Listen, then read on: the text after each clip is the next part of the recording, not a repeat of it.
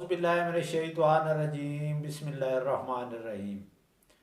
आज का हमारा मौजू गुफ्तगू जो है वो है स्पर्माटोरिया। आज हम आपको स्पर्माटोरिया के बारे में तफसीली बताएंगे कि स्पर्माटोरिया क्या होता है, इसके नुकसानात क्या हैं, इसकी वजूहात क्या हैं और इस के लिए जो एहतियाती तदाबीर हैं वो क्या है, और आखिर में हम इसकी होम्योपैथिक ट्रीटमेंट आपको बताएंगे।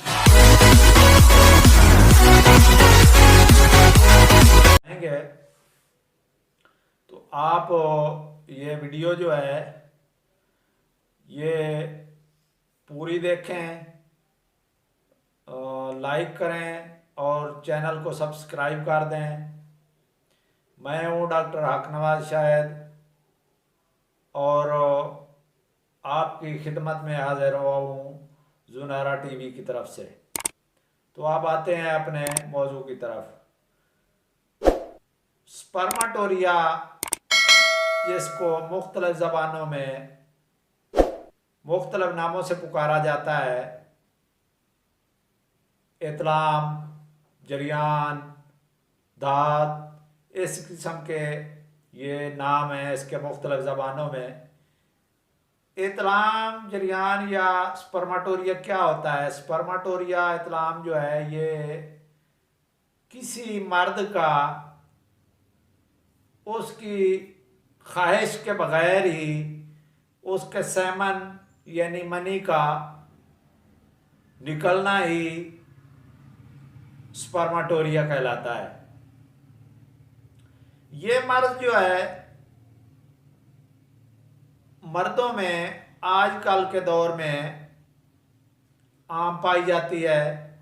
इस मर्ज का शिकार जो हैं वो तकरीबन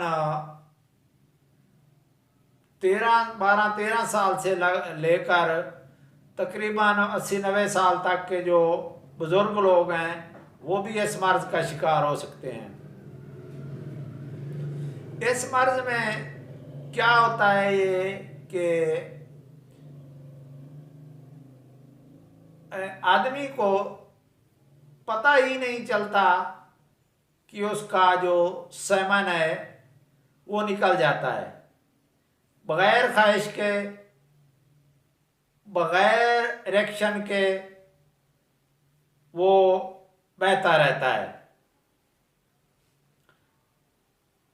आम तौर पर जो ये मर्ज है ये रात को सोते में ख्वाब आने से या बगैर ख्वाब के ही सेमन निकल जाता है और मरीज को इसका पता भी नहीं चलता। वो सुबह उठता है तो उसके कपड़े ख़राब हुए होते हैं, उससे उसको पता चलता है। और इसके अलावा पेशाब करने से पहले, यूरिन पास करने से पहले और यूरिन पास करने के बाद भी बाज़ औक़ात ये सेमन के कतरे आते हैं। इसके अलावा जब कई लोगों को जो कॉन्स्टिपेशन, कब्ज़ होती है, वो जब स्टूल पास करने लगते हैं और ज़ोर लगाते हैं तो उस वक़्त भी ये जो मनी है इसके कतरे निकलते हैं। ये मर्ज जो है अगर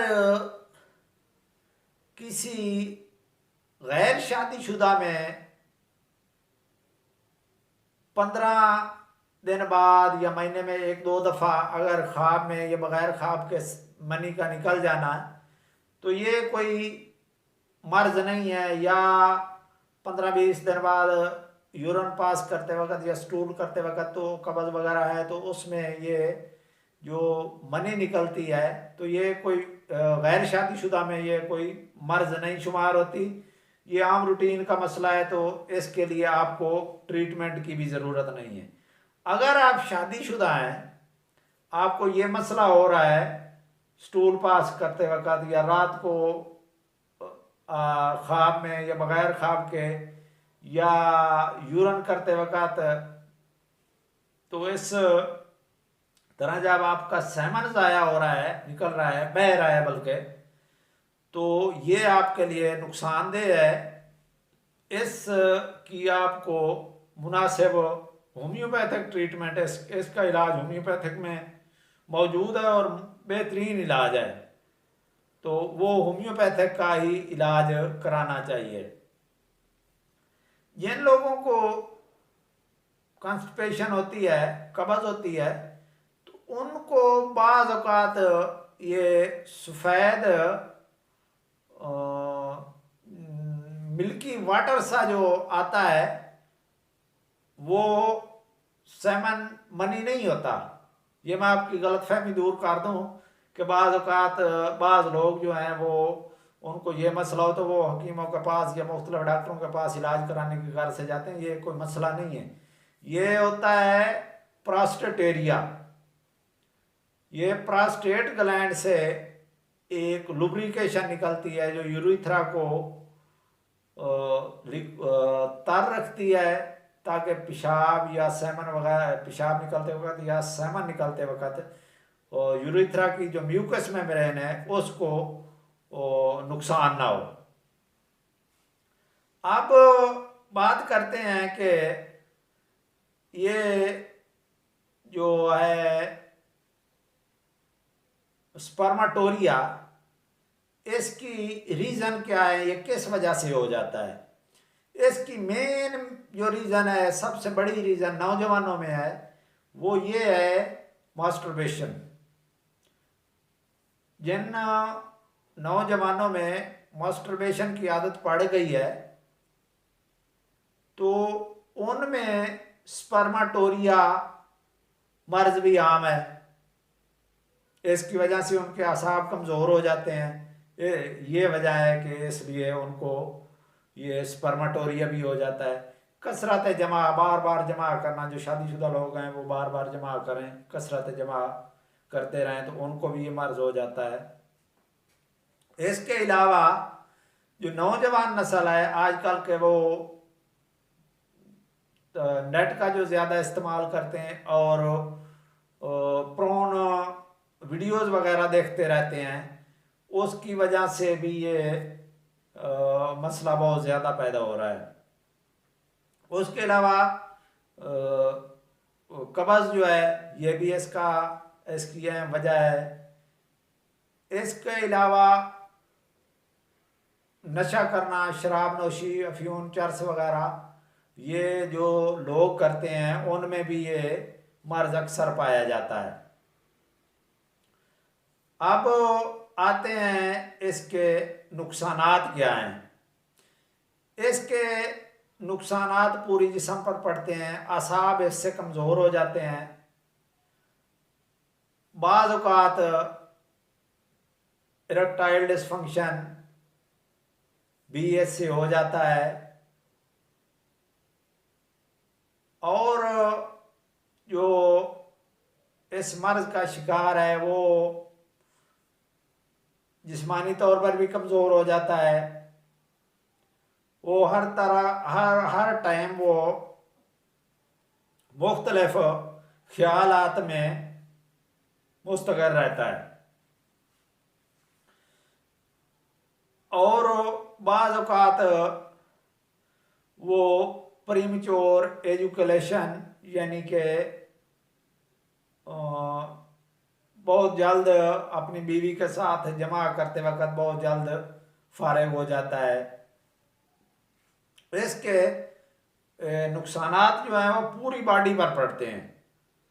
टेंशन, एंग्जाइटी, भूख का न लगना, कमर में दर्द, पट्ठों में दर्द, नींद का ना आना, इस किस्म के इसके बहुत सारे नुकसान हैं। लिहाजा इस मर्ज का प्रॉपर और इन टाइम इलाज कराना चाहिए। अब आते हैं कि इसके लिए हमें एहतियाती तदाबीर कौन कौन सी इख्तियार करनी चाहिए। इसकी एहतियाती तदाबीर हैं कि आप साफ सुथरे माहौल में रहें, गंदे माहौल में रहने से परहेज करें। ये वीडियो वगैरह जो है ये देखनी आप छोड़ दें, अच्छे माहौल में रहें, बुज़ुर्गों के माहौल में रहें, गेम वगैरह करें, अपने आप को उधर मसरूफ़ रखें, गरम अशिया से परहेज़ करें। जो गरम अशिया खाते हैं, आलू, अंडा, मछली, ये और मुर्गान ग़िज़ाएँ, इनसे भी परहेज़ करनी चाहिए, ये भी नहीं खानी चाहिए।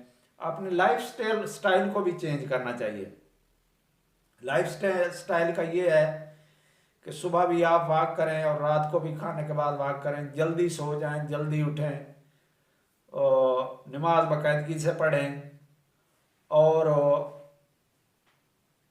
अपने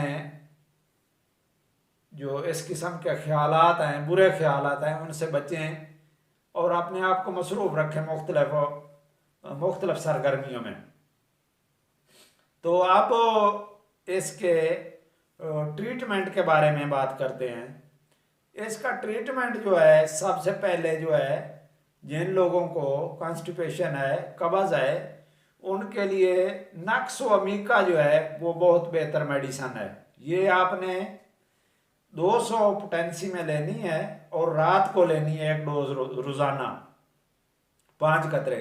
ये उन लोगों के लिए है जिनको कब्ज़ है, जो ज़्यादातर बैठ कर काम करते हैं और जो शराब वगैरह और मुर्गान ग़िज़ाएँ वगैरह खाते हैं, ये उनके लिए बहुत बेस्ट मेडिसन है। उसके बाद दूसरे नंबर पर जो मेडिसन है वो है स्टाफिस्केरिया।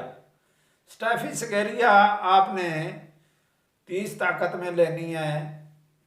ये उन लोगों के लिए है जो बहुत ज़्यादा मास्टरबेशन करते रहें और वो